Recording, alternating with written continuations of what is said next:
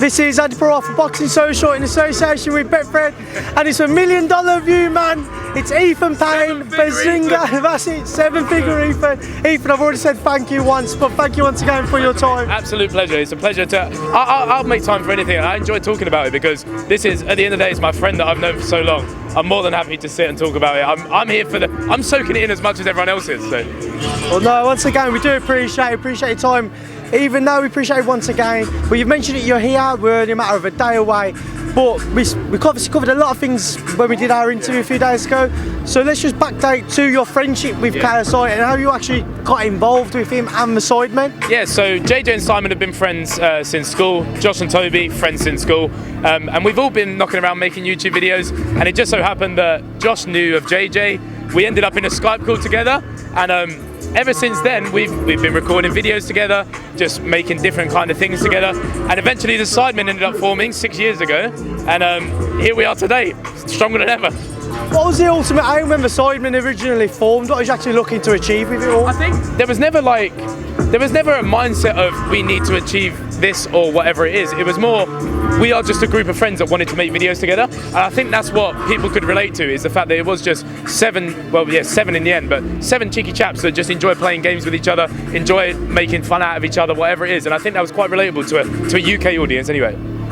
As you've all gotten older, you've all obviously grew closer as friends, but have you seen any changes? I can imagine as the spotlight on yours continued to increase, it would have been easy to be led astray down certain roads, etc. Have you found that with anybody in the group?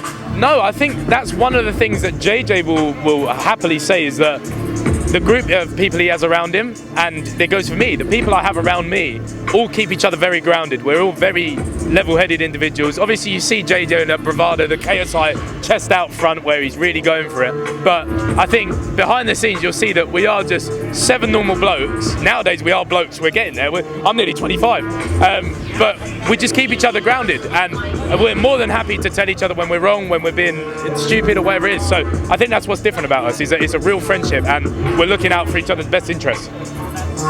Just talking about JJ, how do you feel he's handled this week? I know on Wednesday we caught him for a few minutes after he'd done his fighter meetings.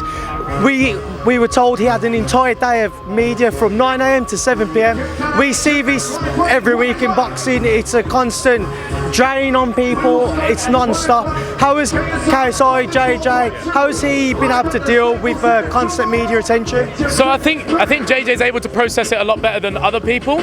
Same goes for Logan, because these guys have had such big eyes on them, the world's eyes on them for so long, that this isn't the first time JJ's had to do press. JJ's done a music tour, JJ's done a movie, JJ's done so many things now that not a lot really phases him. He knows that it's part and parcel with what he's doing. And I mean, when you sign up for a professional bout that's going to be on mainstream media, the media's eyes are all on it, he knows what comes with that, and he's going to take the necessary precautions and measures to just deal with it and make sure that he flows through it as well as he needs to. I mean, has he had any kind of initial conversations with you guys about what his plans could be after this fight? Say if he was successful on Saturday night, does he envisage another fight, another 2 fights, etc., or? I think JJ has the fight bug, and I think win or lose, I think you'll see him probably fight again, because if he goes ahead and knocks Logan out in the Staples Centre, the buzz you're going to get from that is going to be absolutely unrivaled. You're not going to feel better than that. And I think even if you lose, he's going to want to prove to himself, let alone everyone else, but JJ will really want to prove to himself that he's a legitimate fighter, he can do it. And I think you'll see him bounce back either way. If it's a win or a lose, he'll be back in there. What about yourself? Say if someone was to put him make an offer to you, what would it take to get you? We're in Los Angeles. Everyone wants to know if I'm going to fight, if who's going to fight, who wants to get involved, la la la. Maybe. I can't ever really. Nowadays, I'm quite calm, collected. I don't really. It would take a lot for me to go at it with someone. But you never say no. I love the sport. I've always had a keen interest in boxing, and I've spent some time training with Vidal as well. So I've got a basic level of understanding. So you never know. If you could choose an opponent, who would it take? But if Eddie Hearn was to turn around and listen. I was meant to fight Nick Crompton. He was a member of Team 10 with Jake Paul's whole crew. That's not really together anymore.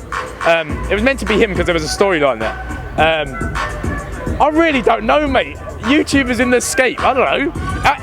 I'll tell you what would happen. It would be someone to call me out, and I'd probably, I don't know, mate. Just want to touch as well on the press conference yesterday. I know you've seen the tweet. I saw that you interacted with it from JJ, just clarifying his comments from yesterday. What was your take on it? Obviously, at the minute, they're still mourning the very recent loss of Patrick Day. So I feel like in the moment, when you're on the stage and you're really trying to get under someone, the heat of the moment, you end up saying stupid things.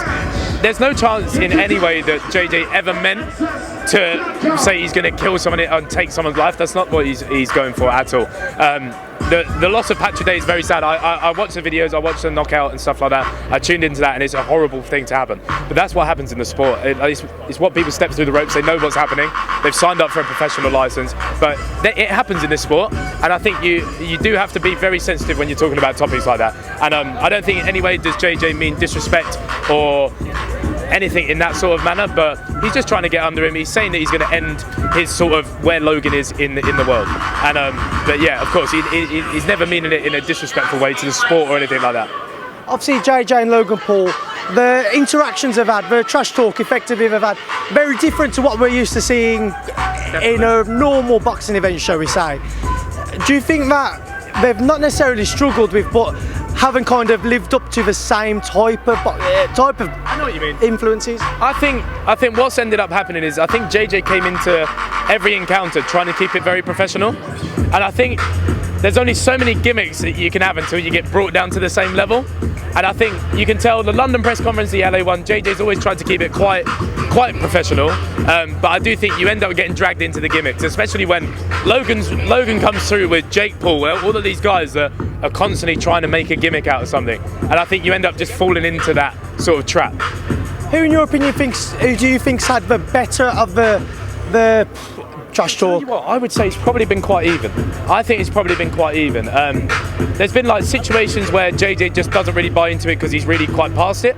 But I was saying to Johnny Nelson earlier that it's been swings and roundabouts, mate. Like one day you'll be like, oh, JJ's got him on a plate. Then one day you think, oh, Logan's done pretty well there. He's handled that pretty well. Like some of the answers Logan gave yesterday about him, like it could be anyone across the ring, whoever it is, it's now a fight against himself. It's a very true thing because he's been through a rough time in the past few years, and every now and then he comes out with well-spoken answers, and you think, you're fair play, but mate, it goes back and forth, back and forth.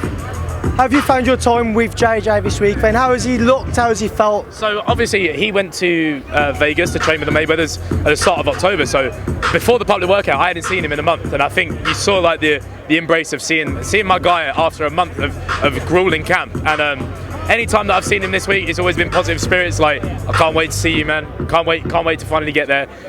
You just positive encouragement at all times. Is it a little frustrating in the sense that, you know, if I see my group of friends back home, it's been a week and I'm there like, do you want to go get a beer? Yeah. Whereas with you guys, it's getting ready for this huge fight. You haven't got that effectively privilege to be able to do so. Definitely not. You don't have the privilege of just sitting back. You know what I mean? You don't have that privilege of just sitting back and relaxing with your mate. You don't have that because tensions are high. And you know what's around the corner. Like we are now on the door of knowing the result. Tomorrow night we'll know the result. We'll know what this is all for.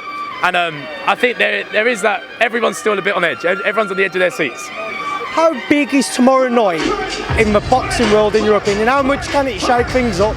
I definitely think it's a lot of times in the media and different forms of media, things get changed, like the format gets changed, and I think what we're seeing here is two massive superstars that have a pull and people are interested in that you never know. You could see potential other entertainers. It doesn't have to be YouTubers, it could be entertainers ending up on other cards.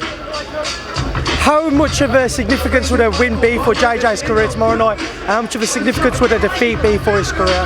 I think the loser will obviously have to go through that period of being the meme or whatever it is from the younger audience, but I do feel like the older audience that will tune into this will have that respect afterwards. I think they'll say, do you know what, fair play.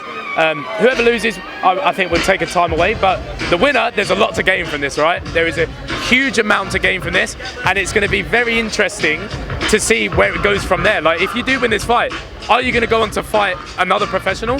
What's the route to success from here? Who knows? Away from tomorrow night, once the fight's over and done with, what have you all got lined up? What have you all got up your sleeves? We are getting on a jet the day after, and we are going to Vegas, mate. We're all of us, the whole team, JJ's team, all the Sidemen and co. We're off to Vegas, mate. Is that just a little bit of a break, or have you got a few things lined up? Yeah, it's a little bit of a break, a little bit of a blowout. Yeah, exactly. You got a big fight in LA. Go to Vegas afterwards. Is it an invite for me in Boxing Social?